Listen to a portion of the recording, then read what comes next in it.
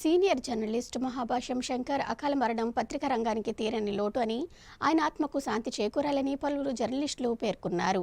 శంకర్ స్మృత్యార్థం స్థానిక NCC road food bank వద్ద శనివారం శ్రీ గౌరీ సేవా సంఘం ఆధ్వర్యంలో అన్న సమారాధన నిర్వహించారు. ముందుగా శంకర్ చిత్రపటానికి పూలమాలలు వేసి నివాళులు అర్పించారు.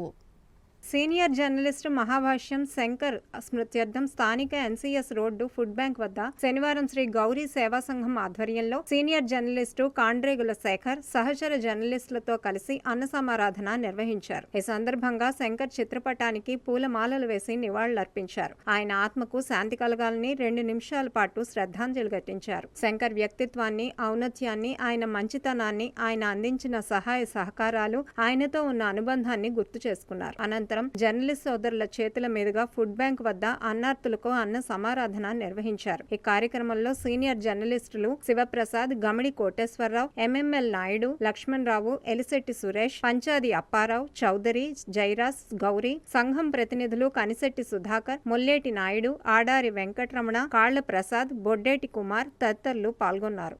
శంకర్ గారు చనిపోయినప్పుడు కూడా ఒక మనిషి మంచి పనులు చేస్తే ఎలా ప్రజలకు గుర్తుండిపోతారో, ఒక జర్నలిస్ట్గా సమాజానికి ఆయన చేసిన సేవ వల్లే ఎంత గుర్తింపు వచ్చింది. విజయనగరంలో ఈ కొత్త సంప్రదాయానికి శ్రీకారం చుట్టిన శేఖర్ గారు నేను మనస్ఫూర్తిగా విజయనగరం జర్నలిస్టుల తరఫున అభినందిస్తున్నాను. అంటే భోజనం పెట్టడం అనే విషయం కాదు, ఒక జర్నలిస్టు సమాజానికి చేసిన సేవని గుర్తుంచుకొని ఇంతలా ఆయన తాలూకా ఈ కార్యక్రమాన్ని నిర్వహించడం అనేది నిజంగా శేఖర్ గారు మా అందరికీ మార్గదర్శనం చెప్పాలి.